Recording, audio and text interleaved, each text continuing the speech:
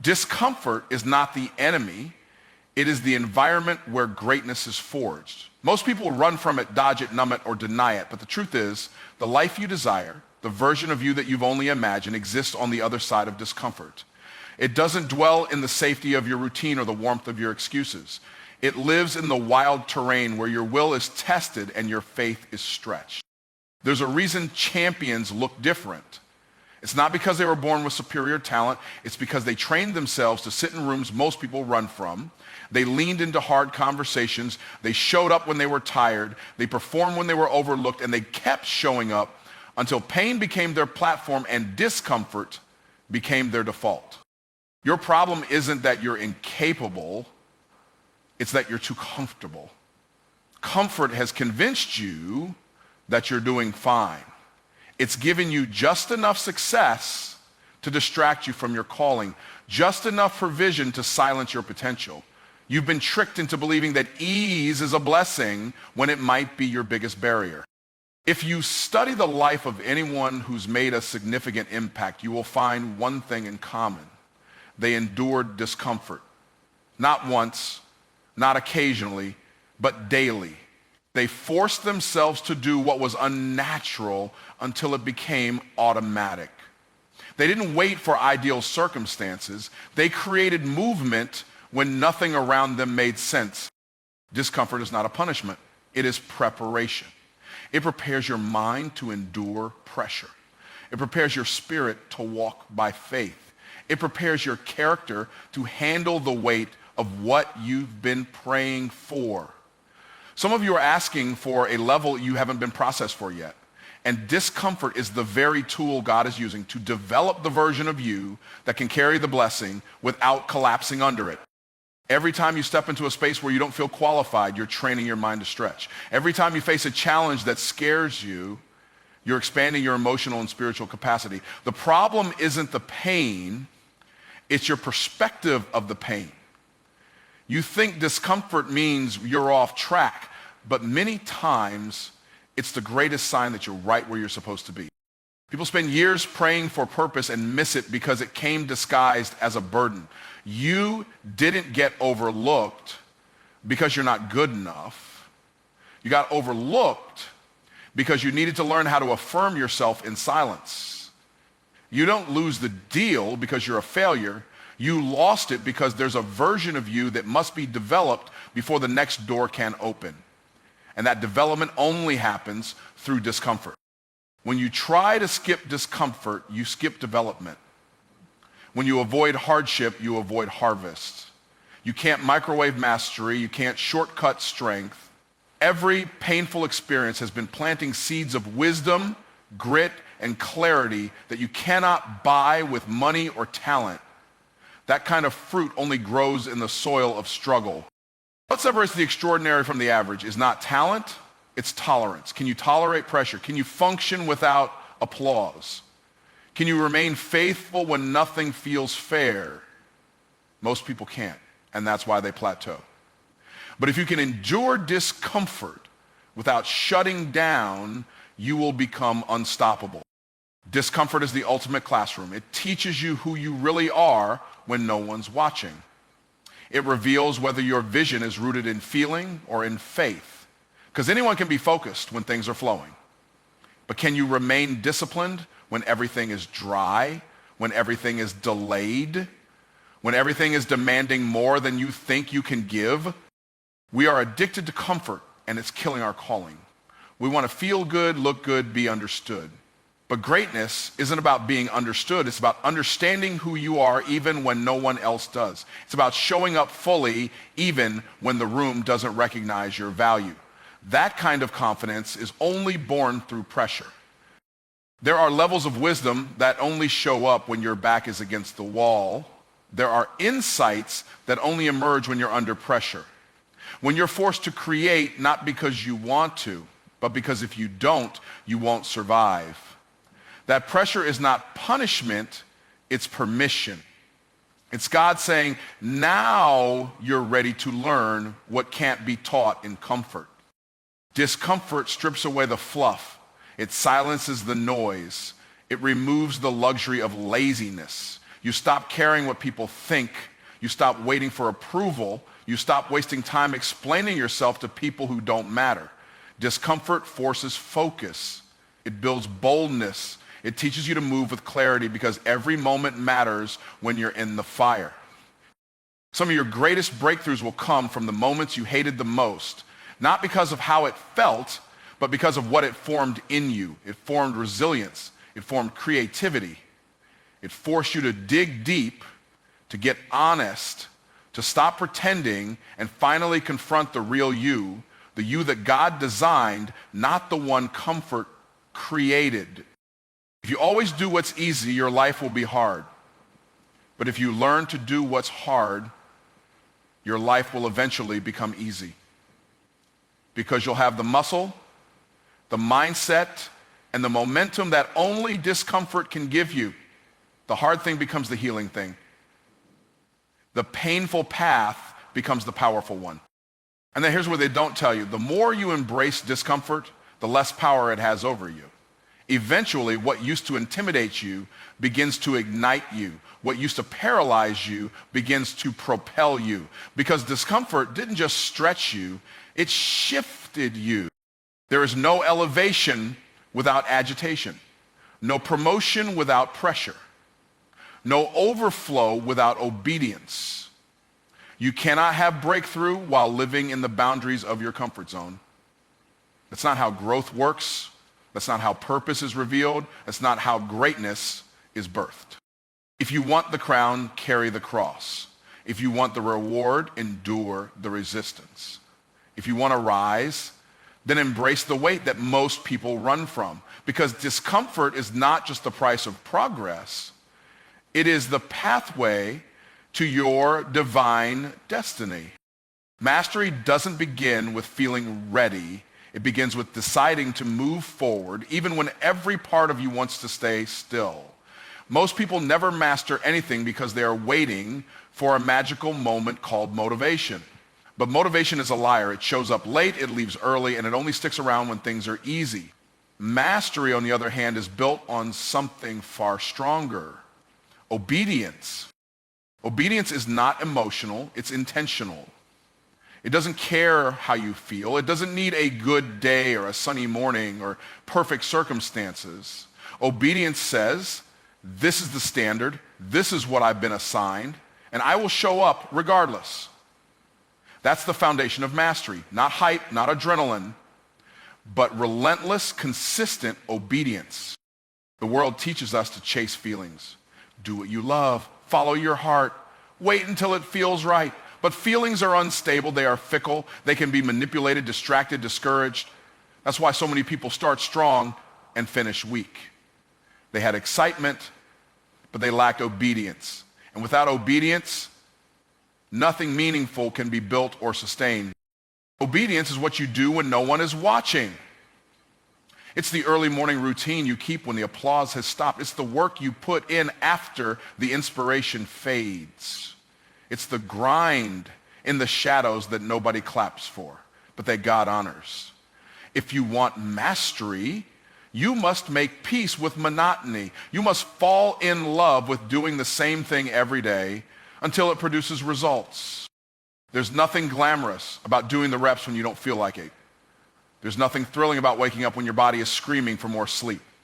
But it is in these ordinary moments of obedience that extraordinary results are born. That's where mastery lives, in the repetition, in the sacrifice, in the decision to stay disciplined when motivation is nowhere to be found. Mastery doesn't reward the talented, it rewards the trained. And training requires submission. You have to submit your emotions to your standards. You have to submit your impulses to your principles. You have to stop treating your feelings like facts and start treating obedience like oxygen. Because once obedience becomes your default, mastery becomes your destiny. Motivation is seasonal, obedience is eternal. It's not sexy, it's not loud, but it's powerful. You can build a legacy on obedience. You can outlast opposition with obedience. You can rise above chaos through obedience, because obedience isn't reactive, it's proactive. It moves on schedule. It builds regardless of weather. It doesn't check how it feels before it moves. When you lead with motivation, you need external energy to get started. But when you lead with obedience, you become your own power source. You start to trust yourself. You develop integrity. You say, I'll do it because I said I would. Not because I feel like it, not because it's easy, but because I'm committed to the call. Mastery requires maturity, and maturity is measured by obedience. Can you obey your own commitments? Can you follow through on your own goals without supervision? Can you show up when it's silent, when it's slow, when it's inconvenient? Most people can't, and that's why they never elevate, because they waited for motivation and forgot that obedience was always the door. Obedience teaches you self-governance. It develops inner authority. It reminds you that discipline is stronger than desire. When you obey, you build a framework that supports your future. Every act of obedience adds another brick to your foundation. And the stronger your foundation, the higher you can rise. God doesn't reward emotion. He rewards obedience. When he told Noah to build the ark, it wasn't because it felt good. When he told Abraham to leave everything familiar, it wasn't because it was comfortable. The miracles, the breakthroughs, the blessings, they came after obedience, not before. And the same principle applies to you. Mastery is unlocked through consistent, obedient action. You can't wait until you're in the mood. You can't wait for the stars to align. You must act like the master before the mastery shows up. You must behave like the expert before the results validate you. That's obedience. That's faith in motion. That's the discipline that builds empires. While others are still waiting to feel inspired. Obedience will take you where motivation never could. It will drag you through the fire, walk you through the valley, carry you through the drought. It will keep you building when others quit. It will keep you focused when others get distracted. It will keep you grounded when the world around you is shaking. Obedience is your anchor. Mastery is not an accident. It is the result of daily decisions repeated consistently long after the emotion has faded. It's showing up to write when no one is reading. It's practicing the pitch when no one is buying. It's preparing the message when no one is listening. It's living faithful in obscurity until excellence becomes second nature. The more you obey, the stronger you get. Your mental muscles grow. Your spiritual backbone strengthens. You no longer rely on hype, you rely on habits. You no longer chase validation, you walk in conviction. That's when you start to separate. That's when people notice something different. Because you're no longer moving from the outside in, you're moving from the inside out. Eventually, what began as obedience becomes instinct. What started as struggle becomes second nature. Because obedience doesn't just build outcomes, it builds identity. You stop saying, I want to be disciplined, and you start saying, I am disciplined. That shift, that transformation is the beginning of mastery. You want mastery? Start with the one thing you've been avoiding, the one habit you've been delaying, the one commitment you keep breaking. Obey in that area, not once, not twice, but every day. Let obedience do its work. Let it shape you, strengthen you, stretch you, because the moment obedience becomes your lifestyle, mastery is no longer a dream. It becomes your new normal. Discipline is not something you're born with. It's not a spiritual gift. It's not a trait reserved for the elite or the chosen few. Discipline is a decision, one that must be made over and over again, often in the absence of motivation, applause, or recognition. It's a choice that stands between who you are and who you're called to become. Most people are waiting for discipline to arrive like a delivery. They think one day they'll wake up inspired and magically feel like doing all the hard things they've been avoiding. But discipline doesn't come to you. It must be summoned. It must be demanded. It must be declared in the face of everything that tells you to quit, rest, or take the easy way out. Every time you choose discipline, you are telling your future that you are serious. You are telling your distractions that they no longer have dominion. You are telling your emotions that they don't get to drive. Discipline is not about feelings. It's about focus. It's about doing what you said you would do long after the mood you set it in has disappeared. You don't become disciplined by watching other people succeed. You don't become disciplined by praying for strength, but refusing to take responsibility. You become disciplined by doing the work repeatedly, regardless of how you feel. Discipline grows stronger with every act of obedience, with every yes to the hard thing and every no to the shortcut. Discipline is not glamorous. It rarely feels good in the moment, but it produces fruit that nothing else can. It creates a foundation that motivation can't replicate. It generates results that hustle alone can't deliver. When you choose discipline, you're choosing to build something that lasts. You're choosing mastery over mediocrity, growth over comfort, purpose over pleasure. The biggest lie we've been sold is that some people are just more disciplined than others. The truth is, some people have simply decided more often. They've chosen discipline more frequently, more intentionally, and with more conviction than those who haven't. And every time they chose, their discipline muscle got stronger, while others stayed weak, waiting for the right time. There is no right time to become disciplined. There is only now. Every day you wait, you reinforce your excuses. Every time you delay, you deepen your dysfunction. Discipline isn't waiting for clarity. It creates clarity. It forces you to confront your bad habits, your broken thinking, and your emotional immaturity. And it molds you into someone capable of carrying the weight of success. Success doesn't respond to wishes, it responds to systems. Discipline is your system. It keeps you moving when inspiration runs dry. It keeps you focused when the world is distracting. It keeps you grounded when your emotions are unstable. Without discipline, you may get results temporarily, but they won't last, because what you gain through talent, you can lose through inconsistency. There's a difference between wanting something and being willing to pay the price for it. Discipline is the price. You say you want to be fit, but are you willing to wake up early, eat right, train consistently? You say you want to build a business, but are you willing to grind without results, face rejection, and stay committed through the chaos? That's the dividing line. Decision. Discipline is not a mood. It's a mindset. It's a mental agreement that you will do what is necessary whether you feel like it or not. That agreement becomes the standard by which you operate, and once your standard is set, you don't lower it to meet your comfort. You raise your actions to meet your commitment.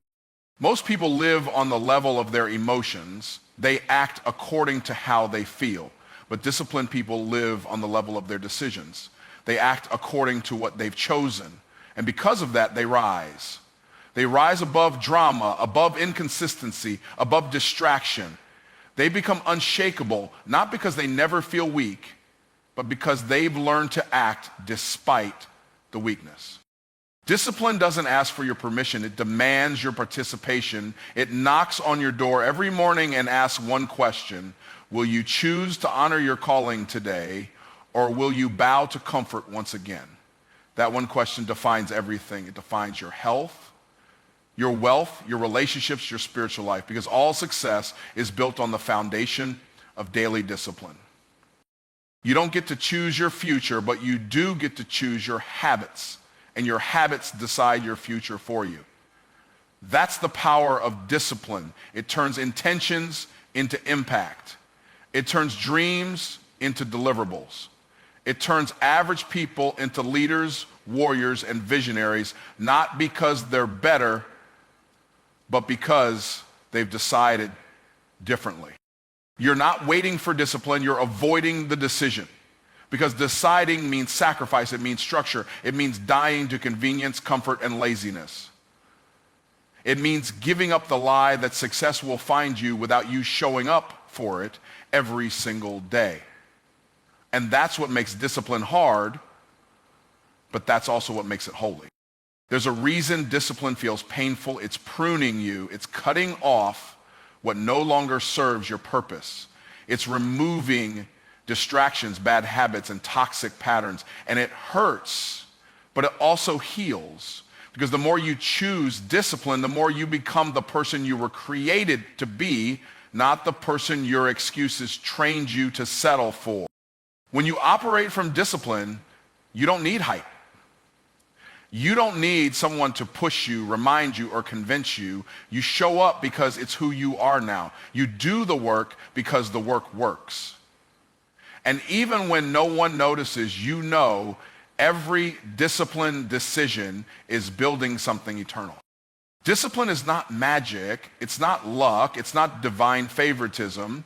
It is a moment-by-moment decision to act in alignment with your assignment, to choose growth over comfort, to build when it's boring, to obey when it's difficult, and to keep going when everything in you wants to quit. Avoidance is one of the most deceptive forms of self-sabotage.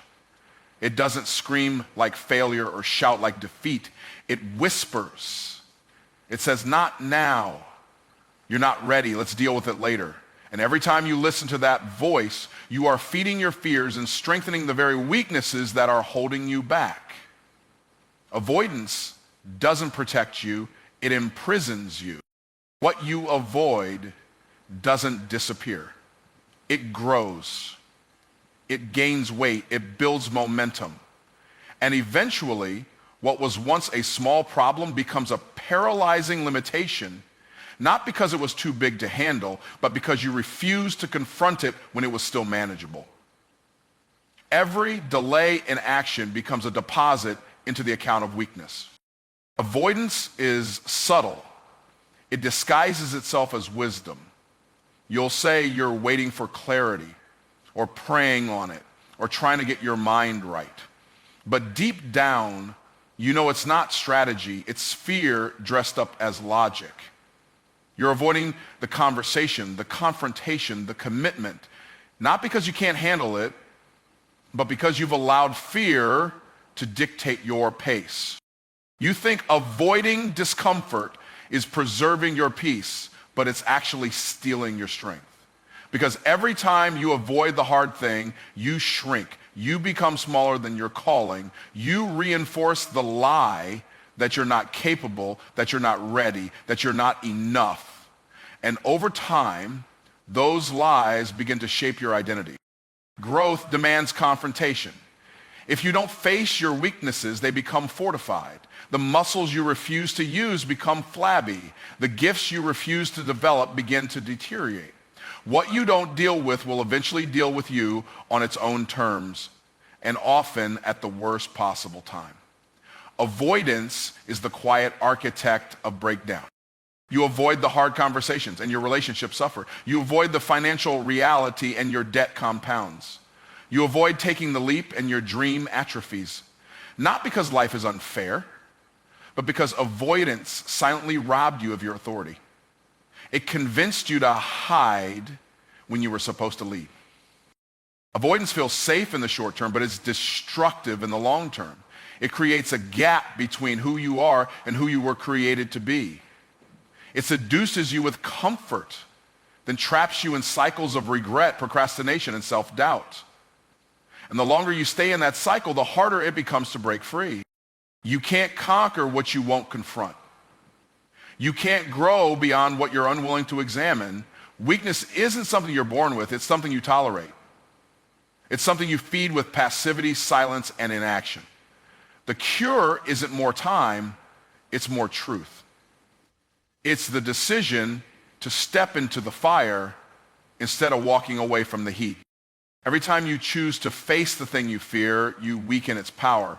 And every time you avoid it, you make it stronger. Avoidance is like watering weeds. You think you're saving energy, but you're actually nourishing your enemy. The fear grows, the doubt grows, the shame grows, and eventually your life becomes a reflection of everything you refuse to deal with. Avoidance doesn't just keep you stuck, It trains you to be small. It tells your mind, this is too big for you. It tells your heart, you're not built for this. And eventually, you believe it, not because it's true, but because you rehearsed it so many times that it became your narrative, and what you repeat becomes what you believe. Avoidance is a silent agreement with stagnation. You're signing a contract every time you say, I'll do it later. And that contract has a cost. Missed opportunities, diminished confidence, and delayed destiny. You cannot walk in fullness while still negotiating with fear. You must make the decision to stop running and start rising. Some people aren't stuck because they lack skill. They're stuck because they avoid pressure. They've never allowed themselves to be uncomfortable long enough to grow. They've sprinted away from the very situations that were meant to shape them.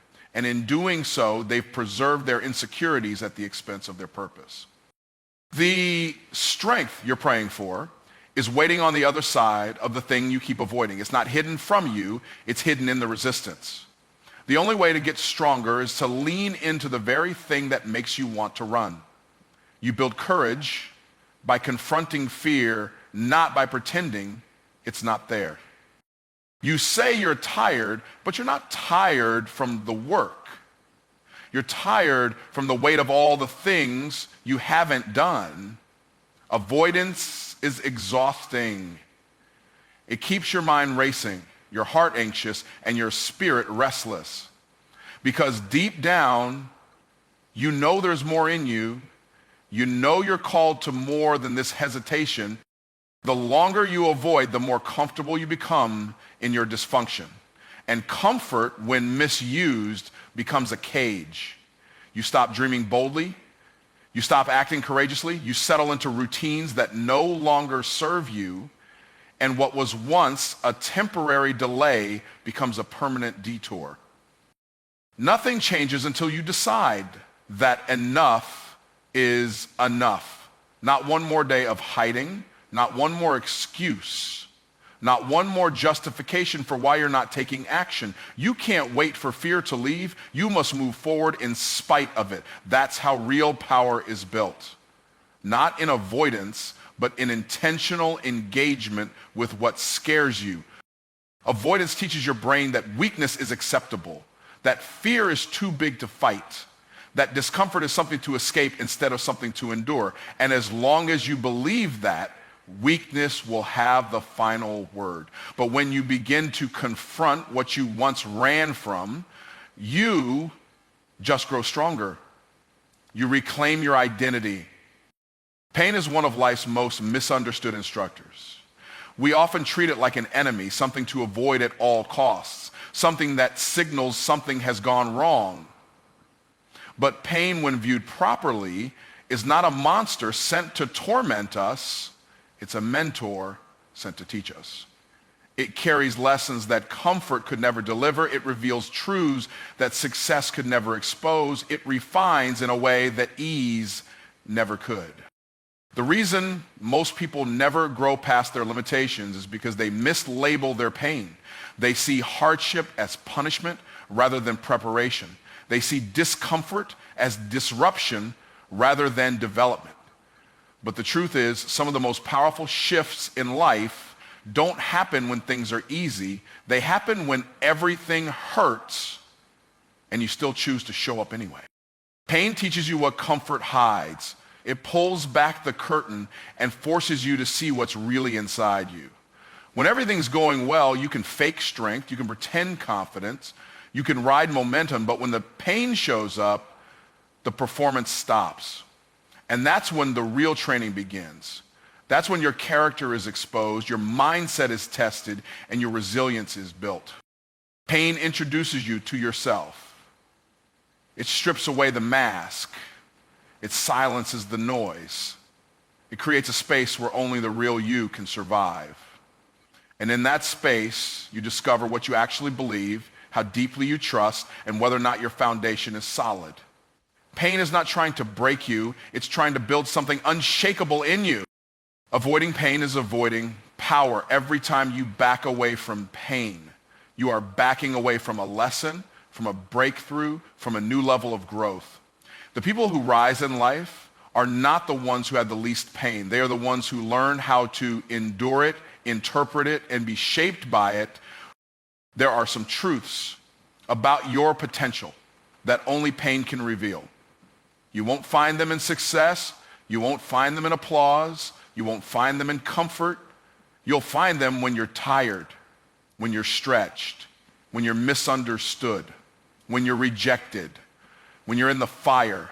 That's where the gold is formed. That's where the strength is forged. Pain isn't there to destroy you. It's there to deepen you. It pushes you to dig into your core and pull out something you didn't even know was inside you. That's how leaders are made. That's how visionaries are sharpened. That's how purpose is clarified. Through pain, your vision becomes more focused, your voice becomes more powerful, and your spirit becomes more rooted. You can run from pain, or you can sit at its feet and let it teach you. You can try to numb it, ignore it, medicate it, or you can lean into it and extract wisdom. Because buried inside every painful moment is a seed of insight, something that can elevate your thinking, transform your choices, and set you on a path you never would have found in ease. Pain stretches your capacity. It expands your threshold. It trains your nervous system, your emotional endurance, your spiritual patience. It teaches you how to hold weight, how to maintain perspective, how to function under pressure. And the people who avoid this process remain weak, easily shaken, emotionally immature, and unprepared for the demands of destiny. Some of the best decisions you will ever make will come after seasons of pain, because pain clarifies what matters. It burns away distractions. It exposes the fake and forces you to lean into the real. It teaches you not to waste time, not to settle, not to play small. You come out of pain with a sharper edge, a clearer focus, and a deeper understanding of what you're truly capable of. If you only accept joy, you miss out on the full power of transformation. Real growth requires friction. Real transformation demands heat. And pain provides that. It pressures you, not to destroy you, but to shape you. The same way a diamond is formed under pressure, the same way muscles grow under resistance, your purpose matures under the weight of pain. There are levels of wisdom that only pain can unlock. There are depths of empathy, compassion, and spiritual insight that only suffering can produce. You can't counsel the broken if you've never been broken. You can't guide people through darkness if you've never walked through it yourself. Pain qualifies you to lead, to serve, to speak with authority that can't be faked. Pain reveals your priorities. It shows you what's real and what's just noise. It makes you confront where your faith really lies. Do you trust your gift, or do you trust your God? Do you rely on convenience, or are you anchored in conviction? Pain will shake everything that can be shaken, so that what cannot be shaken may remain. Pain has the power to purify your motives, to strip away the need for approval, to burn off the ego, to silence the addiction to validation. Because when you've suffered deeply and still choose to rise, you no longer care about applause. You care about purpose. You stop living to be seen and start living to be sent. You may not have chosen your pain, but you can choose your perspective. You can choose to see it as preparation. You can choose to see it as process. You can choose to see it as the hand of God shaping something greater in you. You can choose to believe that your pain is not the end of your story. It's the training ground for the next chapter. Pain doesn't mean something is wrong. It often means something is being made right. It means something is shifting, something is being birthed, something is being stretched. Growth hurts. Healing hurts. Becoming whole hurts. But in that hurt is the power to emerge stronger, wiser, and more aligned with who you were created to be. The pain you carry today may very well be the answer to someone else's prayer tomorrow.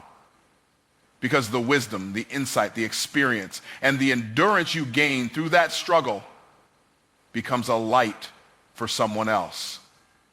Your story of pain becomes someone else's survival guide. Your breakthrough becomes someone else's blueprint. That's how pain multiplies purpose. Pain never leaves you the same. You either grow bitter or better. You either close off or open up. You either hide or you heal. But if you lean into the process, if you trust the teaching of pain, if you allow yourself to be mentored by your suffering, you will emerge refined, recalibrated, and realigned with your highest assignment. Legacy doesn't happen by accident. It doesn't fall into your lap because you had a good heart or a few inspiring ideas. Legacy is built by forceful faith, faith that refuses to bow, refuses to shrink, and refuses to wait for permission. It is faith that sees what doesn't exist yet and moves toward it as if it's already real. If you want to leave something behind that outlives you, you're going to have to believe with a kind of audacity that most people simply won't understand. Forceful faith doesn't ask if it's convenient. It doesn't require ideal conditions. It doesn't need consensus. It moves even when the environment is hostile. It speaks even when the room is silent. It builds even when the materials aren't visible yet. This kind of faith is disruptive. It doesn't settle for someday. It demands right now. It stretches you beyond what makes sense and compels you to act when everything in the natural says, wait. Legacy isn't built in comfort. It's born in conflict. The people who leave legacy aren't those who had it easy. They're those who had every reason to quit, every excuse to shrink, every obstacle to justify stopping, but chose to keep going anyway. They had forceful faith, the kind that breaks barriers, defies odds, and makes history. They didn't just believe quietly. They believed loudly, consistently, and unapologetically. There's a difference between belief and faith. Belief can sit in your mind and never leave your mouth. Faith takes belief and puts it into motion. And forceful faith is not content to be internal. It demands action. It demands visibility. It demands alignment between what you say and what you do. If your actions don't match your declarations, you're not walking in faith, you're walking in fantasy. The world doesn't need more talkers. It needs builders. And builders need faith that can fight. Because as you start constructing something that matters, something eternal, opposition will show up, distractions will multiply, doubts will try to make their home in your mind. That's where forceful faith becomes your weapon. It silences the noise, it focuses the vision, it commands the atmosphere. Every person who made a mark on this world did so with faith that contradicted their surroundings. They saw something that no one else could see. They believed when others mocked. They gave when it didn't make sense. They obeyed when it cost them everything. And that's why they left a legacy. Because legacy is not about popularity. It's about persistence. It's not about being liked. It's about being aligned. Forceful faith doesn't need the blueprint. It becomes the blueprint. It doesn't wait for the door to open. It builds its own door.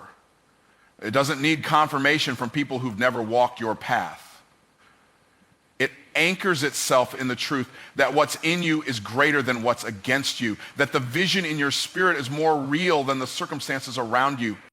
Some people will never understand the way you move because they're still waiting for validation. But legacy doesn't wait for a nod, it creates momentum. It chooses discipline over distraction. It chooses focus over popularity. It chooses obedience over opinions. Because legacy is not measured by how much you had. It's measured by how much you gave, how deeply you believed, and how relentlessly you moved. Forceful faith is disruptive because it challenges mediocrity. It exposes excuses. It refuses to participate in pity parties. It holds you accountable to the standard of your calling, not the comfort of your culture. It pushes you when you're tired. It corrects you when you're drifting. It reminds you that your life is not your own. It's a seed meant to produce fruit for generation.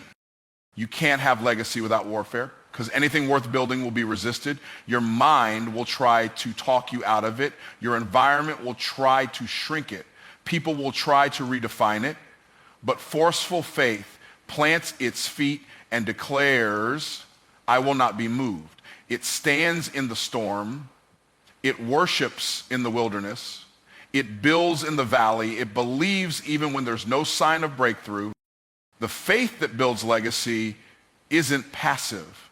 It's confrontational. It confronts laziness. It confronts fear. It confronts procrastination. It confronts every lie that says, you're not ready, you're too late, you don't have enough. And it answers back with, I was born for this. It doesn't negotiate with smallness. It doesn't dialogue with defeat. It walks with authority. If you want to build something that lasts beyond your lifetime, you have to stop living like you have unlimited time. Forceful faith understands the urgency.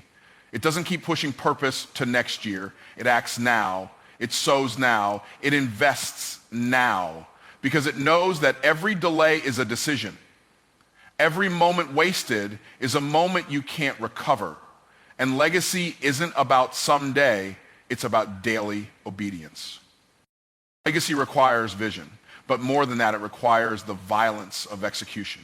Not physical violence, but the inner tenacity to do what others won't.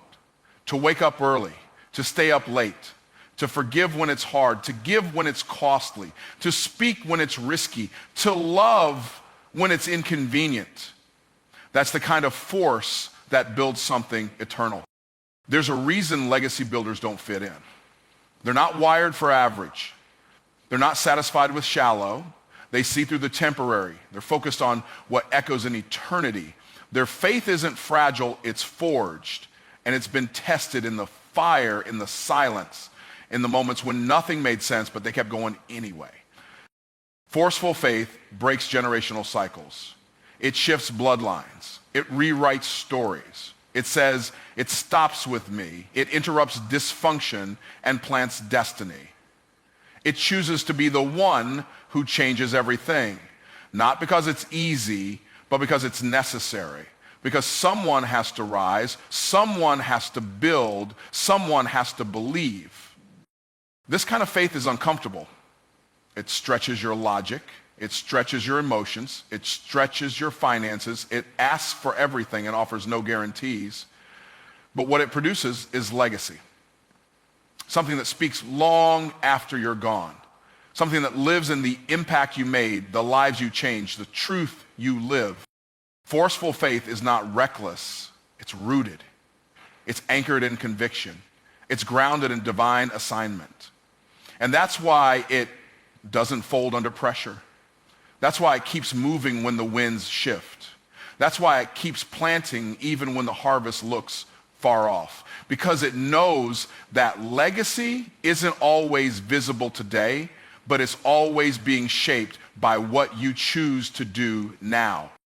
You may not have all the resources, you may not have all the answers, but if you have forceful faith, you have enough to begin. You have enough to build, you have enough to break through, because what makes legacy possible is not the size of your platform, it's the size of your faith. The kind that refuses to let go until the assignment is fulfilled.